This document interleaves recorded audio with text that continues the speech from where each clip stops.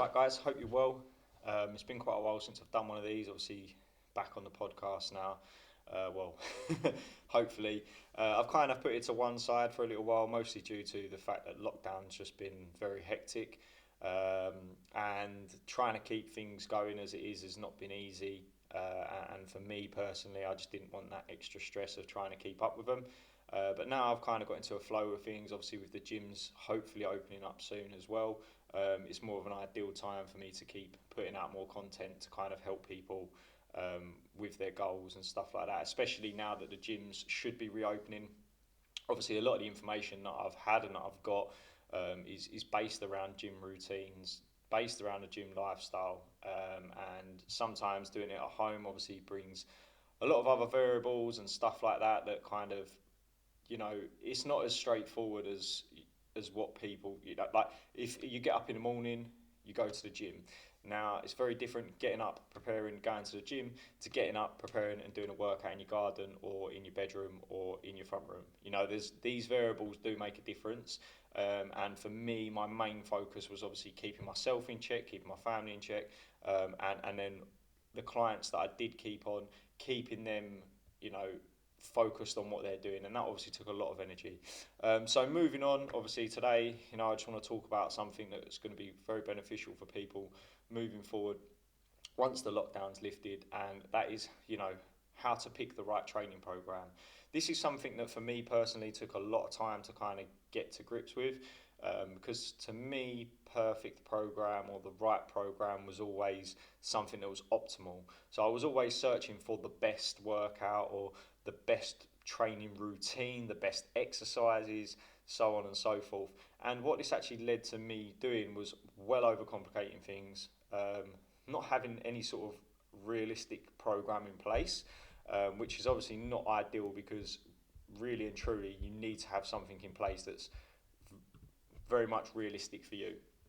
So I thought that I would put this out there because obviously with the gyms opening up soon, I've got no doubt people are going to be looking to kind of find a workout program. As simple as that, really. We all need a workout program. You've got the odd person that just goes in there and does whatever they want, but fair play to them. They usually, these sort of people, usually when I start coaching them, are like, oh, I wish I started doing this earlier. So I highly recommend actually getting a workout program first off. I'm just going to cover a few things that I feel like could help you select the right training program, and things that I find very beneficial now, especially. And when I say now, especially, I mean busy with work, busy with family, trying to manage my own life around, managing clients and all these other variables that come into play. I'm not a 22-year-old anymore that just has to go to work, have the weekends off, work a normal 40-hour week and stuff like that. My weeks are a lot longer now, and not just work, but also when I get home, I don't just chill out and do my own thing. I've got family and stuff, so these things do matter. They definitely make a difference to your lifestyle. And one of the things that I've worked very hard on is kind of maintaining what I've got whilst managing these variables. And that's the whole point of me putting this content out, I guess. So first off is obviously what is your goal. So you need to pick a program that's right for your goal. Just as an example, if you want to build, lose body fat, for example, maybe going for like a powerlifting program's not the ideal scenario. Obviously, if you're going to be coming down in a lot of weight, which means that your ability to move weight will be affected, so that can kind of have a negative effect on the program. Obviously, there's different people and stuff like that, but realistically, if you've got £40 to lose, £50 to lose, that's going to affect all of your main lifts if you're a power lifter, and you need to take that into consideration. Or you take a very long approach, and obviously slower means you might maintain a little bit more. But what I mean is, if you're going to focus on fat loss, you need to make sure that you've got these other variables in control. Like, you need to be understanding your goal, and that this workout program is more effective towards your goal. It doesn't need to be optimal, it just needs to be more effective towards your goal. Optimal is all the variables together, which isn't as easy as what people seem to think. Realistically, for me, when I say a program towards your goal, if my goal is to drop body fat, my secondary goal is also very important, which is to maintain as much muscle as possible. Now, if your secondary goal is to maintain as much strength as possible, then you can obviously factor some maybe lower rep ranges into your goal, into your workout program, sorry. And that's what I mean is like effectively backtrack your goal, like reverse engineer your goals, and figure out what program is going to suit you. So if someone come to me and they was like, look, I want to lose as much body fat as possible, but I also want to maintain my strength or stay as strong as possible. Now that program is going to be based around strength training whilst incorporating things that are going to help with fat loss. Okay. Now, if your goal is to build as much muscle and get as strong as possible, it's the same thing, yeah. And if your goal is to burn as much body fat and build as much muscle or maintain as much muscle, we will also then create a program that's more focused around maybe volume or some different training principles like time under tension, drop sets, things like that, to really give you that sort of new stimulus or a different or an extended stimulus, things like that. So the goal is obviously very important. One of the main factors, and that's why I put that first. Secondary is obviously the time frame. I think a lot of people, I've done it myself. I give myself 12 weeks, and it's just too short of a time, which means that I go overboard with things. And I don't do that anymore. I've learned the hard way, and also I've taught a lot of my clients this as well, and I'm very honest about that. If someone comes to me and they're like, I want to do this in 12 weeks, I'm like, you ain't going to keep it unless they're very, very close to their goal, which obviously I have had people that have been very close to their goal, and after 12 to 16 weeks, they've got incredible results. They look absolutely insane, and they have managed to maintain it. But the time frame is very important. And what I mean by that as well is obviously structuring your workouts over a certain period of time. And understanding that there needs to be times where you back off and times that you do push it and stuff like that. Now, obviously, if you've got 8 weeks and you want to do an 8-week program, I would then be like, right, 8 weeks, absolutely smash it, and then whatever happens. Now, if you've got 16 weeks, what you can do is you could do like a 4-week really tough push, 2 weeks maybe where we back off a little bit, and then another 4-week push and 2 weeks. Do you know what I mean? And now the back off weeks are not like, oh, I'll just go in and do whatever.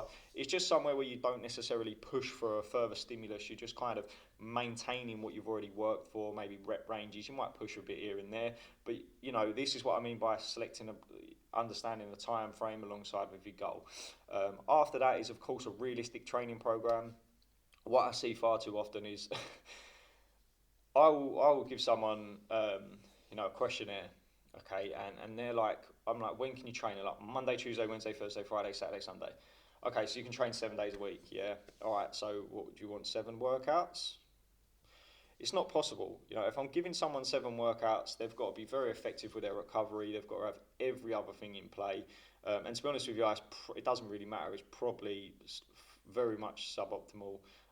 Active rest days are obviously very vital. I do recommend them. But what I mean is it needs to be realistic with your lifestyle. So, for example, one thing that I did for 2.5 years, which worked an absolute dream for me to stay in shape, was used full body workouts. Now, the reason why I selected full body workouts was 1, because I was going to be hitting the muscles frequently. 2, if I missed a day, it didn't matter.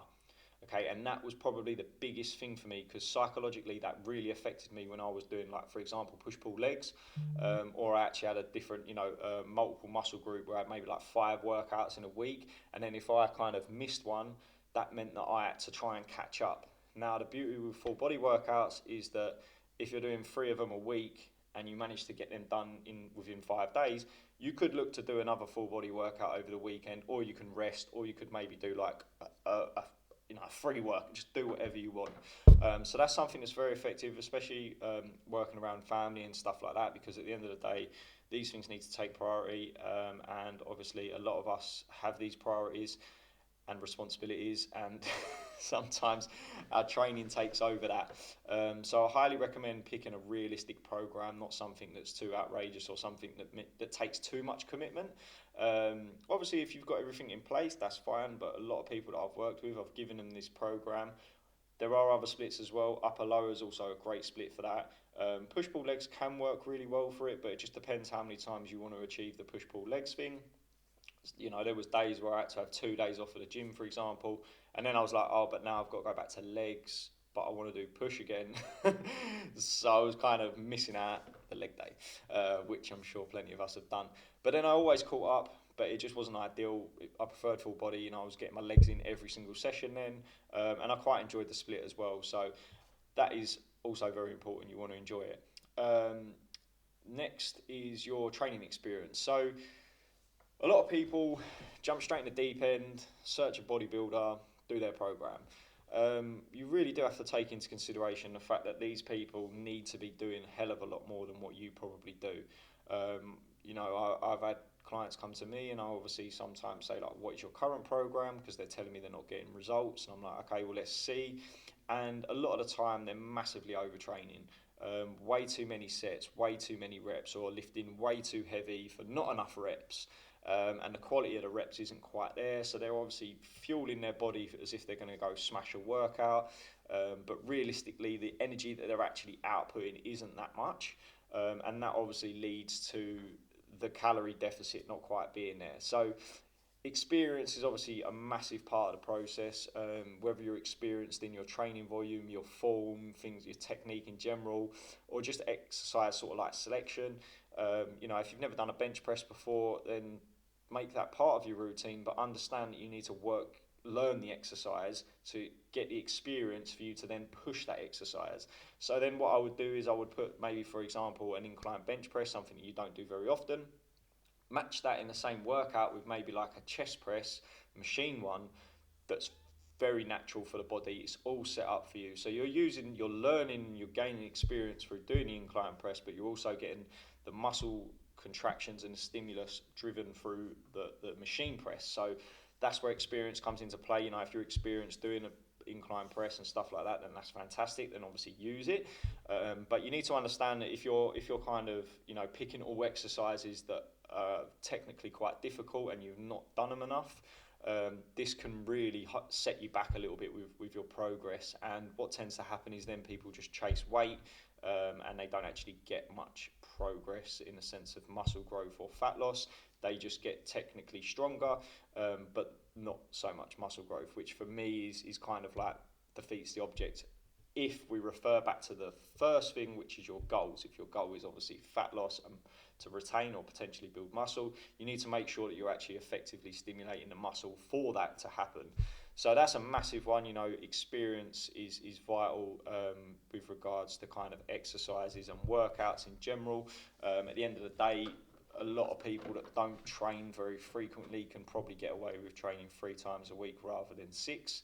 But yet people tend to always want to go for 6, which I understand why, but realistically, if you're not that experienced, you can get a hell of a lot out of 3 workouts, 4 maybe.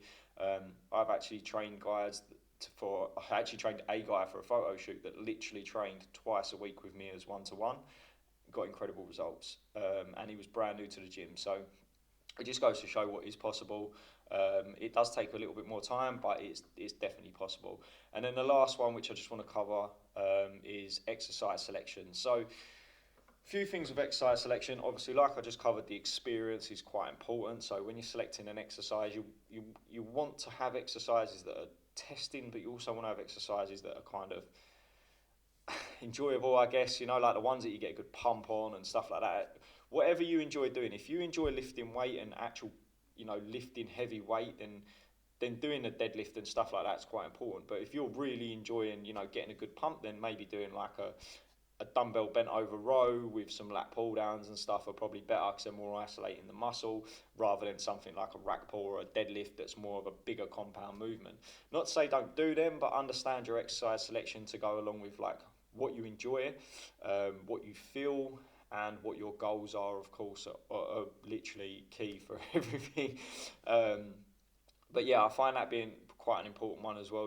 People always try to make things more difficult than what they need to be. At the end of the day, as long as you're pushing in different angles, you're pulling and rowing, I guess. If you're doing like lat pull down, horizontal and vertical stuff, you're going to get quite a lot of stimulus, and you're going to achieve a nice blend. What you don't want is obviously to just be flat pressing everything, and then obviously doing lat pull downs as your only back movement. And this is another reason why exercise selection is quite important, because you want to create a balanced physique. So if you're just doing like a flat press all the time, you're not going to really be working your chest and other muscles in different angles. And it's quite important to do that because you can get like lagging body parts. As much as people state that you can only train, once you hit your chest, you hit your chest. I'm a firm believer in doing exercises that isolate more upper chest than just moving the weight from A to B. Personally, that's my own experience, but most importantly, it's with things like your back, because obviously your back has a lot of muscles to it, legs as well, huge muscle groups, and there's a lot more to muscles than what there is with your legs and stuff than just like bicep curls. Even with your arms and stuff, there's different exercises that you should really kind of do, maybe some different angles, but also it just gives you variety in your workout. So exercise selection is important, and with your exercise selection, I might do an actual whole podcast or video or even just an article of some sort on my website, just down to exercise selection, because it is actually very basic, but people make it for a hell of a lot more difficult than what it needs to be. Just to cover them. So obviously, when you kind of looking to find a new workout or selecting a workout when we get back into the gym, take into consideration your goals, your time frame you've got to achieve your goals. Make sure that the program is realistic in your lifestyle, because that is so important. The most optimal program is of course the one that you can stick to. Your experience is, like I say, very important, because you don't want to be doing loads of exercises or a workout program that is very difficult for someone who hasn't been training very long. And then of course exercise selection. Like I say, the reason for exercise selection is so that you're actually moving in different planes. You're not just, you're moving your muscles in different angles rather than just doing the same stuff every single week, because that can cause a lot of imbalances and potentially lead to injuries as well. So all of these factors are very important. Obviously, if you do have any issues or you're struggling with any of this, there's loads of workout programs online. You can usually find a basic structured one. If you need any advice, just drop me a message. But hopefully this helps. And like I say, if you do have any questions or anything, just drop me a message. But I will be definitely putting more of these out. I feel like now's the right time to. I'm settled with everything, and me myself and my own progress is well on track at the moment. And obviously I love doing this. I love putting this stuff out and obviously helping people, because it's nice even if I just get one message, and admittedly I don't get thousands and thousands of messages. I do tend to get one or two, and for me that's key, because at the end of the day, this is sort of information that I needed when I started, or I needed 5-7 years ago, because unfortunately I had to learn it all the hard way, and I tried to put this information out so that others don't. But if you're not already subscribed to my podcast or my YouTube channel or anything like that, please go ahead, go along, subscribe to it. I'm going to try and keep these up, but next one should be out next week, and hopefully this will get put out soon. But thanks for listening if you have listened to this point, and I'll speak to you soon.